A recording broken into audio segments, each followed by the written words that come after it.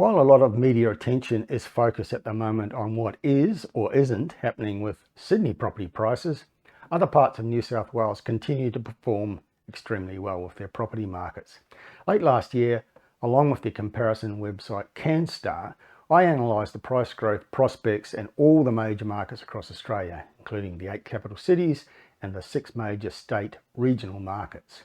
I used a range of different metrics to determine the markets with the best prospects for price growth in 2022. And of those 14 market jurisdictions across Australia, regional New South Wales came out on top as the #1 ranked market in Australia. And that ranking really should not surprise. The biggest single force impacting real estate at the moment is the trend I call the exodus to affordable lifestyle, with people moving from the big cities to regional areas for a better and more affordable lifestyle.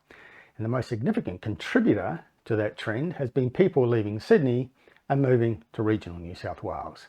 It's been happening for many years and it continues to be a major trend.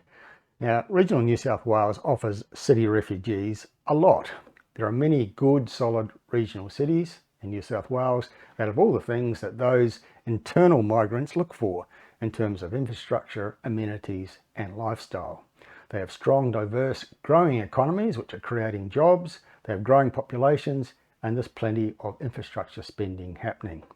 All of this is underpinned by prices that are much more affordable than those in Sydney. Sydney's median house price is close to $1.5 million and the median for apartments is above $800,000. But many attractive regional centres in New South Wales have median house prices around $500,000 or maybe $600,000, but sometimes much lower. And I'm thinking about regional centres like Orange, Wagga Wagga, Dubbo, Albury Wodonga at the Victorian border, Nowra and Goulburn south of Sydney, and coastal cities like Coffs Harbour and Port Macquarie, and the towns of the Hunter Valley near Newcastle.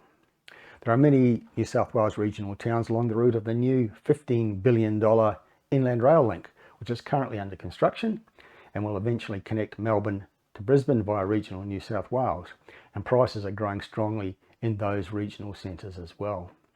With the New South Wales government establishing renewable energy zones throughout the state and encouraging the development of solar farms and wind farms and other alternative energy projects, many regional New South Wales centres are benefiting from that investment. Places like Tamworth and Armidale in the New England area, for example. And there are also the larger regional cities like Newcastle and Wollongong, which are more expensive, but still very affordable compared to Sydney.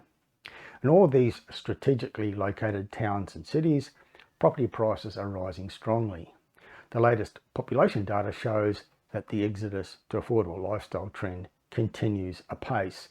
The trend is really about finding affordable property and improving lifestyle enabled by technology, which allows people to work remotely effectively. Regional New South Wales is benefiting from this trend more so than most parts of Australia. So I expect to see continuing good performance of markets in these areas, and investors can do well provided they select their locations intelligently.